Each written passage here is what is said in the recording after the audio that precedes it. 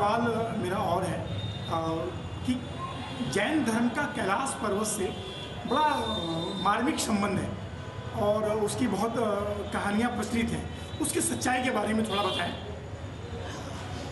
कैलाश पर्वत विश्व का अद्वितीय पर्वत है। जैन धर्म में उसे अष्टापद भी कहते हैं। वहाँ पर हमारे प्रथम तीर्थंकर भगवान ऋषभदेव ने अपनी साधना की है, जिन्हें हम आदि ब्रह्मा के रूप में भी जानते हैं, और उन्होंने उस कैलाश पर्वत से निर्वाण को प्राप्त किया।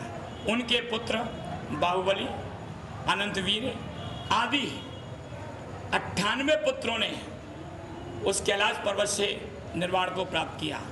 उन्हीं के पुत्र, जिनके नाम पर आज हम हिंदुस्तान को भारत जानते हैं, उनके पुत्र थे भरत चक्रवर्ती।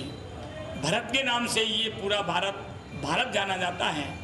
उनकी याद, उनकी स्मृति में कैलाश पर्वत पर चक्रवर्ती भरत ने 72 जिनालय बनवाए थे, और 72 जिनालय सब रत्नमयी स्वर्णमयी बने हुए थे। और स्वर्णमयी जिनालयों में उन्होंने रत्नों की प्रतिमाएं स्थापित की थी, और उन जिनालयों की ऊंचाई 2000 हाथ ऊंचे, 500 हाथ ऊंची जिन प्रतिमाएं उन जिनालयों ने स्थापित की थी। उसके पश्चात दूसरे चक्रवर्ती हुए हैं सगर चक्रवर्ती। उनको लगा कि आगे आने वाले समय में इतने विशाल और सुंदर जिन मंदिरों की रक्षा ये मनुष्य नहीं कर सकेंगे, क्योंकि आगे आने वाले समय में आतंकवाद फैलेगा, चोरी डकैती का प्रसंग अधिक बढ़ेगा, तो लोग इसको चुरा ले जाएंगे। इसलिए सगर चक्रवर्ती के 60,000 पुत्र थे।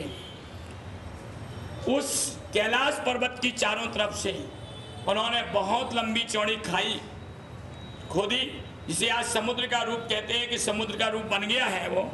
और जो मूल कैलाश पर्वत है, वहाँ पर तो आज के समय में लोग जा ही नहीं पाते हैं। ये तो सेकेंड कैलाश पर्वत है जहाँ पर लोग जाते हैं। इसलिए वहीं पर शंकर जी ने भी तपस्या की है, वहाँ पर रामचंद्र जी ने भी तपस्या की है, और भी श्री कृष्ण जी भी उस कैलाश पर्वत तपस्या करने के लिए गए हैं। इससे जैन धर्म का संबंध प्रथम तीर्थंकर और आदि ब्रह्मा आदिनाथ के समय से है। इसलिए उस जैन धर्म कैलाश पर्वत के लिए सभी जैन धर्मावलंबी विशेष रूप से याद करते हैं, पूजते हैं और पूज स्थल मानते हैं। गुरु जी, एक सवाल और मेरा जिज्ञासा कर रहे हैं, अगर आपका आदेश हो तो मैं पूछूं। हाँ, बिल्कुल पूछिए।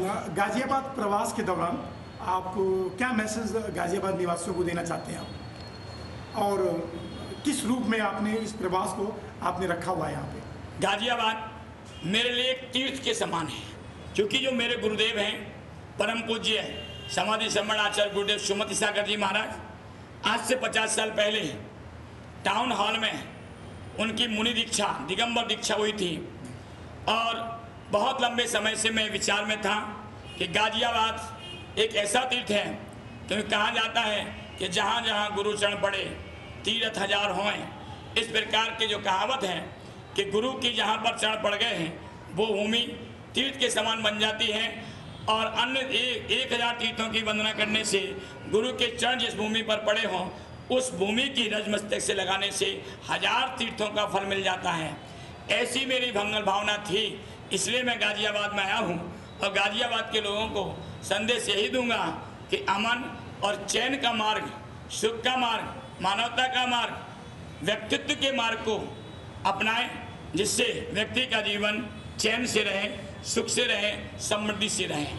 गुरुदेव की जन्म शताब्दी यानी 100वां जन्म जयंती महोत्सव 26 सितंबर को बड़े धूमधाम से मनाया जाएगा, कि गुरुदेव 100 वर्ष के उस समय होने जाएंगे। और इसी भूमि पर उनका स्वर्ण संयम जयंती महोत्सव भी 15 नवंबर को मनाया जाएगा, जो गुरुदेव के यहाँ पर दीक्षा लिए 50 वर्ष हो जाएंगे। इसलिए उस संदर्भ में मैं यहाँ पर गाजियाबाद में आया, मुझे बहुत अच्छा लगा। और धर्म की प्रभावना बहुत अच्छी चल रही है, लोग धर्म के संस्कार और धर्म के प्रति जागरूक बन रहे हैं।